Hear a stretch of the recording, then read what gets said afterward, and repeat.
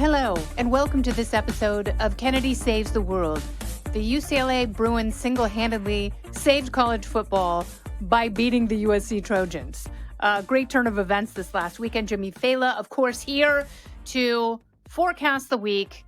And it's all about football this week because it's Thanksgiving. Thanksgiving week is a football week. Absolutely okay, right. It's synonymous. It's also the week in my youth that I learned about sports gambling. Like, this is an interesting story, but the Cowboys play every year on Thanksgiving. Mm-hmm.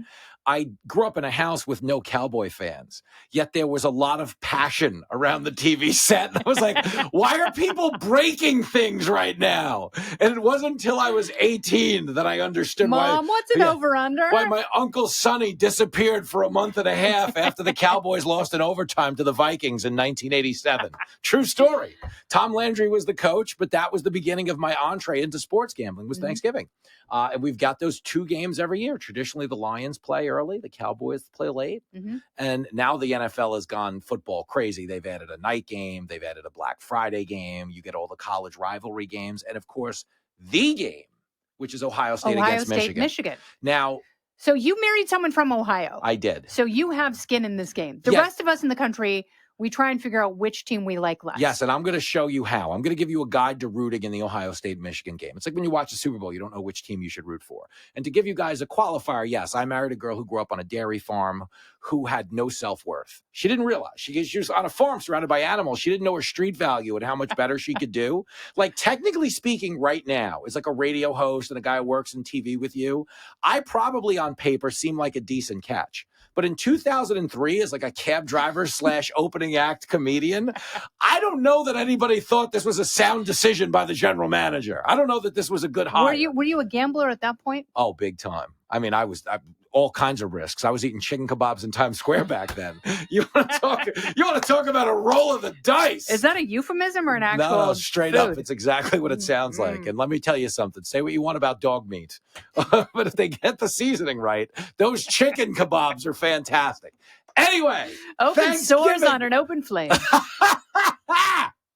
Thanksgiving, Ohio State, Michigan. Two things you need to know, okay? This is the most bitter rivalry in the history of sports. No more bitter than last year. Oh, man, oh, boy. And that was rough stuff last year, watching the college football playoff and the game. Yes. So Ohio State lost that one. Ohio State has lost the last two. Ryan Day has lost to Jim Harbaugh twice, and Jim Harbaugh famously smack-talked Ryan Day, saying that some coaches were born on third and think they hit a triple as a means of saying you inherited Urban Meyer's program and you're not really that good.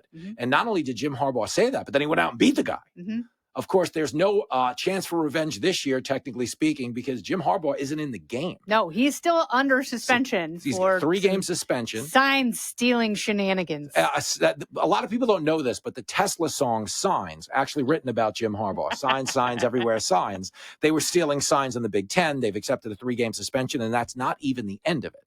But the point is, Michigan has won the last two. This is their attempt to win a third straight, which I don't believe has happened since the Bo Schembechler era, which goes back to like the 70s. Okay, Ohio State, of course, under Ryan Day, had been dominating this matchup up until 2 years ago. And we basically have this position now where Michigan is playing with a huge chip on their shoulder because their coach is gone, implicated for stealing signs.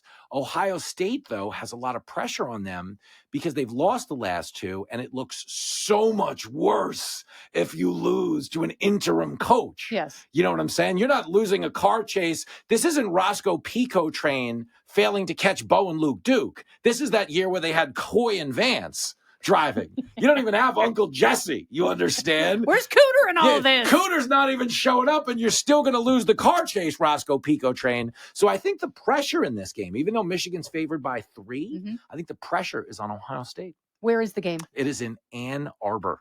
It's one of my favorite things you'll ever see anywhere is, at Ohio State games, and this goes on at like Yankee Red Sox games, like the Yankees could be playing the White Sox, but you'll hear a Red Sox suck chant. Just the same as you could go to a wedding in the south of Boston and hear Yankees suck in a chant. Okay, so Ohio State, one of the best T-shirts they have, it's at every one of the Ohio State games. The merch guys always have a shirt that says Ann Arbor is a whore. as if it's a person. And they always sing, we don't give a damn for the whole state of Michigan, the whole state of Michigan, the whole state of Michigan, don't give a damn for the whole state of Michigan. But there is a Ohio. big state rivalry between Huge. Ohio and Michigan. Yes. Like those two states really don't like each other. They don't like being confused for each other. And college football really dominates. I mean, they've got plenty of professional sports teams. Yep. But their pro football teams have never been dominant. Okay, the Lions haven't been good since they were at the Roman Coliseum, and that wasn't football. Okay. The Lions are a mess. Okay. And then you look at the Bengals have never won a Super Bowl. The Browns won an NFL championship in 1960 with Jim Brown at the, so neither team has been good in forever. So the Buckeyes and the Wolverines have kind of carried that conversation. And I think, has come full circle again because they're both great again. They're both undefeated. So it's exceptionally bitter because there's so much more on the line than bragging rights. It's a trip to the college football playoff. But don't we want Ohio State to win? As fans of college football. Yeah, of course we do. Don't we need some balance in the force? Yeah, and Harbaugh's all around considered a terrible human being. People don't like Jim Harbaugh. Yeah. Why? He's not a beloved guy. He taught me how to throw a football. I don't doubt that he in did. my apartment in New York City. Speaking of euphemisms. 1993. Yeah, let's just say he went for 2 at a younger time when most guys would have went for 1. Yeah, I was better on the pass rush than he gave me credit for. But in Jenny Failla's family, as you know, like rooting for Ohio State is the law, the brand loyalty in Ohio to that program, just so you understand, I found out Jenny was pregnant with Lincoln on a Brutus the Buckeye pregnancy test, like sponsored merch, and it had his arms up for good. I'm not even kidding. Which, by the way, I thought you were going to say on like a Jumbotron at a Buckeye game. Like that's how you find out Jenny's pregnant. Yeah, it was the game where Maury Povich dotted the I in Script, Ohio. But there are so many good traditions. And it's rivalry week. You got Alabama versus Auburn, but I don't think any of them on a national scale holds the weight of the Ohio Iron State, Bowl. Michigan. The Iron Bowl. Roll Tide if you're into that. War Eagle if you're into that. But for me, it's all about Ohio State, Michigan. And as an added bonus, it's the 15th birthday of Lincoln Failla. So the Failla family is getting rowdy on Saturday. So was Lincoln Failla really named after Lincoln Riley? The failing USC coach. I love when people are like, yeah, was he named after the president? I'm like, no, the car. What do you want from me? Nice and roomy in the back seat. He was named there's a Lincoln Kennedy who played for the Lions. I do. He was a lineman. Yes. Big dude. Yeah. And I always wanted one of his shirts. And you never got your hands on one.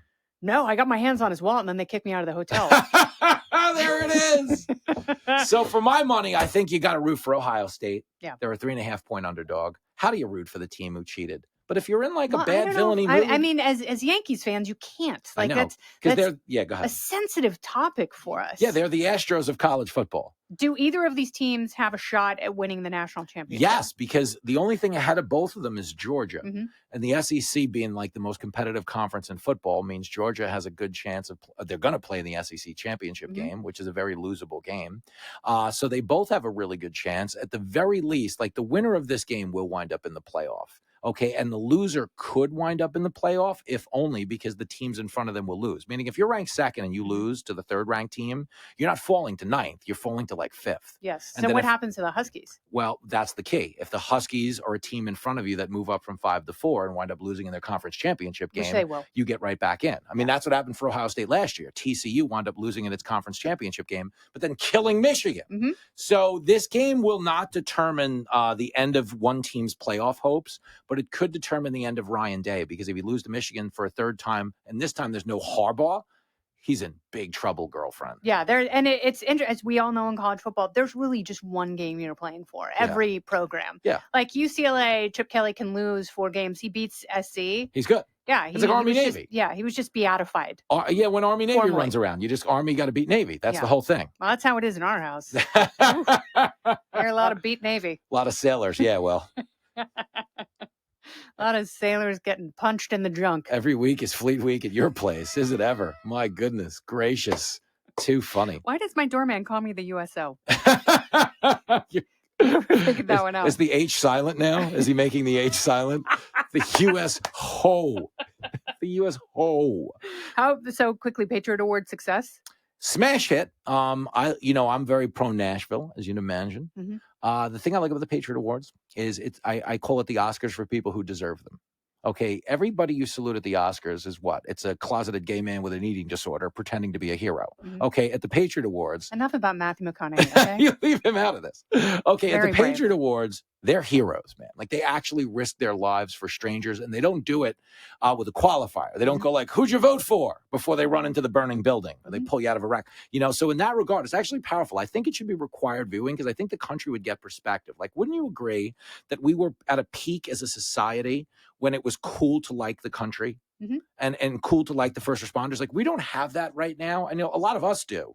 But I think if we could kind of mainstream liking the place you live in, because there's so much about it to like comparative to the rest of the world. I don't think this is a big ask. Yeah, and appreciating the people who keep you safe. Yeah, imagine that. Pretty basic ask. You jerks, you bunch of ingrates. So that's what you do this thing. And Harris, obviously she's a big fan of yours, Harris Faulkner.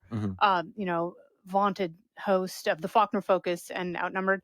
When did she decide to get the Jimmy Fallon hair special? Because I thought it was sexy. It was an homage, I believe. I believe it was an homage. I believe the word we're looking for is homage to me. It was another silent H. Can I? Well, I think, when you get your hands on something like the Patriot Awards, it is like, I call it the Oscars for camouflage. I think some people go into full Oscars mode. I think she likes to dress up for a big game. Do you know what I did? I did the reverse. I did not wear my cowboy boots. I wear boots everywhere. I wore like high-end Converse platforms because I knew everyone was going to Nashville and they were going to try to be Cowboy Woody from Toy Story. So I'm like, I'm not going to get in a boot off with 800 people. Yeah. I went my other look. You know what I'm saying? Yeah, you've got two doocies to fight off in the boot game. Fine boots, and then you got the hair alone. And then DeSantis with his little... little heels. I told the joke about him wearing lift boots in Florida over the weekend. They were a little defensive. Oh. I'm like, I appreciate you guys getting defensive considering none of you are voting for him. Because I know. Yeah, Trump now 39 points ahead of DeSantis in Florida. Come on, man. What a wild time to be alive, Jim. I'm glad we have football to distract us. Do we ever? This is a big week in terms of eating, imbibing, and high-fiving. So thank you for making time and being here. Girlfriend. Go Bucks. Hey, man, why not? Let's keep it interesting. This has been Kennedy Saves the World, along with Jimmy Fallon. I'm Kennedy. Listen ad-free with a Fox News Podcast Plus subscription on Apple Podcasts, and Amazon Prime members can listen to this show ad-free on the Amazon Music app. Oh, go ahead and leave me a review while you're there. I'd love to hear what you have to say. You've been listening to Kennedy Saves the World on the Fox News Podcast Network.